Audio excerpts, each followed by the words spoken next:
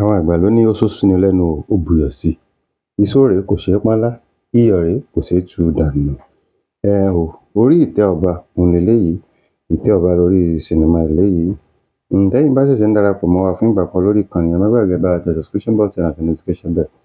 So gbogbo ìgbà àti àsìkò tí a bá ti mú àwọn review sinimá bí eléyìí wá, a jọ máa gbádùn ara wa, a jọ máa fi ọ̀rọ̀ jomitoro ọ̀rọ̀. Sinimá yìí tí mo ṣe sọ, Orí Ìtẹ́ Ọba ni sinimá yìí.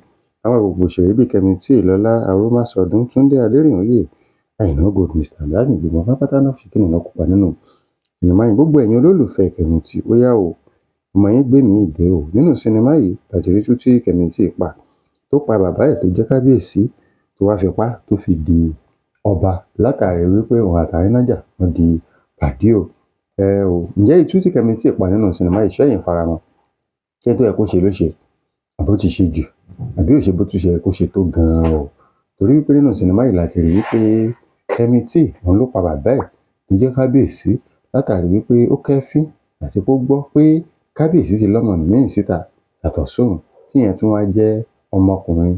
Èyí tí gbogbo wa mọ̀ pé nílẹ̀ Yorùbá ọkùnrin ló ń jọba, adelé lásán ni obìnrin ń jẹ o. Tó sì ti wá wò níwò wípé ọmọkùnrin tó bá fi lè dé ó máa gbà ìmú lọ́wọ́ ni.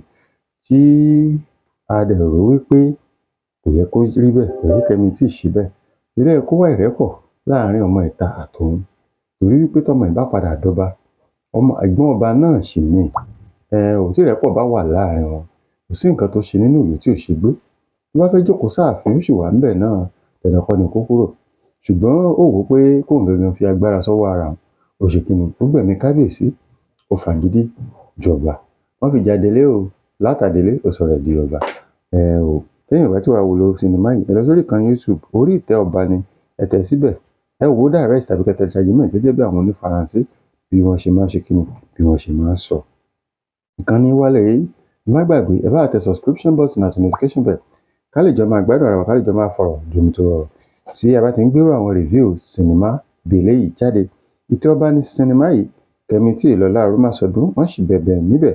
Tunde Aderinoye òun ló dórí bodyguard fún Kemity nínú sinimá yìí. Bàbá Látìnú ń já wáyà, gbogbo wọn pátápátá náà wà níbẹ̀. Aina Gold, ọ̀gá tàlétàlé àti tàlẹ̀kalẹ̀, àwọn náà ṣe kíni, wọ́n wà nínú sinimá yìí. Ẹ má gbàgbé, ẹ jẹ́ ká jọ wò, ẹ jẹ́ ká jọ digest ẹ̀. Sinimá ni Orí Ìtẹ́ Ọba, Orí Ìtẹ́ Ọba ni sinimá.